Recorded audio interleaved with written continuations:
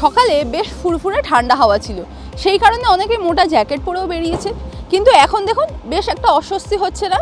আর কিন্তু বেশি দিন আপনি এইসব মোটা জ্যাকেট পরতে পারবেন না। হ্যাঁ, ঠিকই বলছি। এতদিন ধরে যারা এই কনকনে ঠান্ডায় জবুথবু হয়ে গিয়েছিলেন তাদের জন্য এবার ভালো খবর রয়েছে।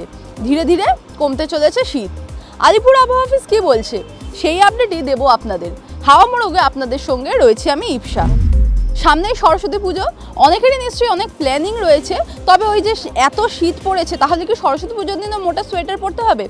আলিপুর আবহাওয়া বলছে কিন্তু এমনটা নয়। সরস্বতী পুজোর দিন এরকম মোটেও ঠান্ডা থাকবে না, বরঞ্চ দিনের বেলায় তাপমাত্রা বেশ অনেকটাই বাড়বে। তার ফলে সোয়েটার পরার কোনো দরকার পড়বে না। সকালবেলা এবং বিকেলবেলায় হালকা ঠান্ডা থাকবে, তবে সেটাও যে খুব বেশি সেরকম নয়। আবহাওয়া অফিসের পূর্বাভাস অনুযায়ী ধীরে ধীরে কলকাতা এবং গোটা বঙ্গেরই তাপমাত্রা বাড়তে শুরু করবে। আগামী সোমবার থেকেই তাপমাত্রার বেশ বড় একটা পরিবর্তন দেখা যাবে। গোটা বাংলা জুড়েই তাপমাত্রা বাড়তে থাকবে। এবার যদি আমি আজকে কলকাতার আবহাওয়ার আপডেট বলি, তাহলে কলকাতায় আজকে তাপমাত্রা রয়েছে 13 ডিগ্রির ঘরে।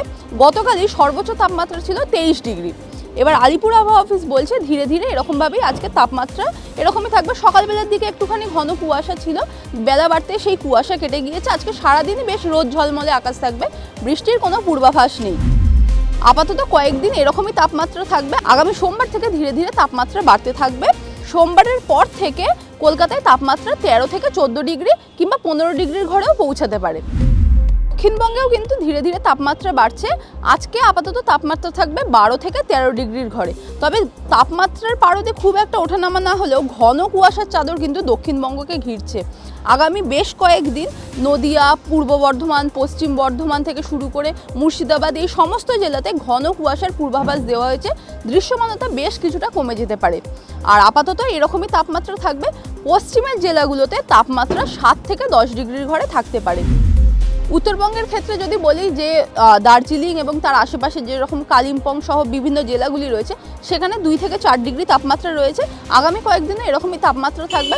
অন্যদিকে উত্তরবঙ্গের নিচের দিকে যে জেলাগুলি অর্থাৎ মালদা, উত্তর দিনাজপুর, দক্ষিণ দিনাজপুর এই সমস্ত জায়গায় 7 থেকে 10 ডিগ্রির মধ্যে তাপমাত্রা থাকবে।